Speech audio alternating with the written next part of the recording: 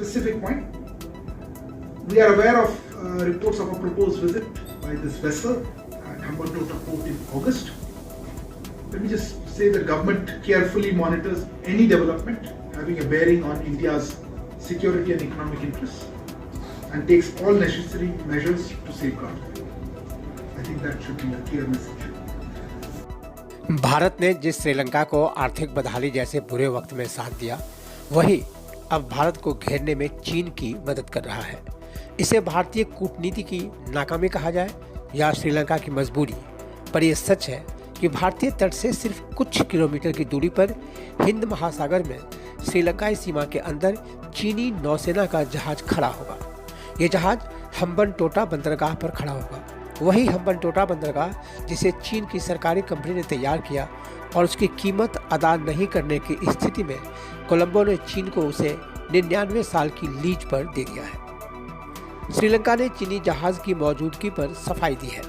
उसने कहा है कि चीन का जहाज सिर्फ ईंधन भरने और आपूर्ति बहाल करने के लिए हम्बनटोटा आ रहा है। भारत ने आधिकारिक तौर पर श्रीलंका के सामने आपत्ति दर्ज कराई थी। श्रीलंका सरकार के प्रवक्ता बंदुला गुणावर्धना ने कहा कि कैबिनेट ने जहाज के दौरे पर सोमवार को चर्चा की। श्रीलंका इस जहाज को नहीं रोकेगा। उन्होंने कहा, भारत और चीन दोनों इस गंभीर आर्थिक संकट के समय हमारी मदद कर रहे हैं। राष्ट्रपति रणिल विक्रमसिंघे ने कैबिनेट को सूचित किया है कि सभी पक्षों से बात करके इस मसले का कूटनीतिक हल निकाल लिया जाएगा।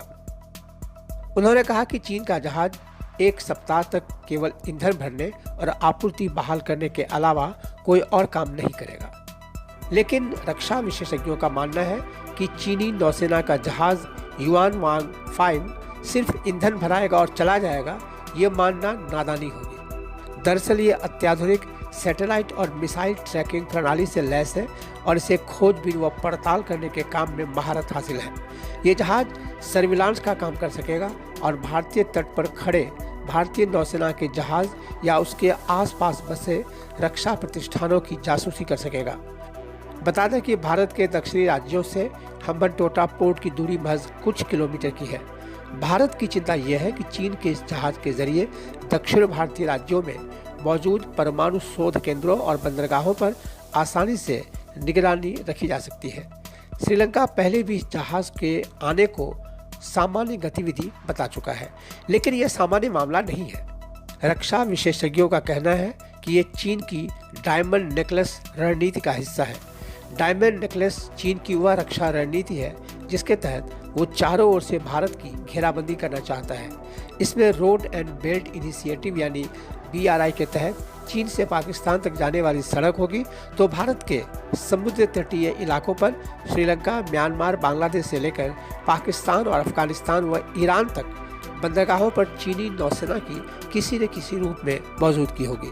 इसका मकसद भारत को चारों ओर से घेरना होगा ताकि युद्ध की स्थिति में वो भारत की सप्लाई लाइन हर तरफ से काट सके और इसे इस तरह अलग थलग कर दे कि कोई दूसरा देश इसकी मदद को न आ सके। ये दरअसल अमेरिका से भारत की बढ़ती नजदीकी की काट के रूप में किया जा रहा है। सवाल ये उठता है कि भारत सरकार चीन की इस चालाकी को रोकने और श्रीलंका को उसके हाथ की कठपुतली बनने से रोकने के लिए क्या करेगी। सबकी निगाहें भारत के अगले कदम पर है। भारत के विदेश मंत्रालय के प्रवक्ता अरिंदम बागची ने सिर्फ इतना कहा है कि भारत को इसकी जानकारी है और वो स्थिति पर नजर रखे हुए है। Specific point. We are aware of reports of a proposed visit by this vessel at Hambantota port in August.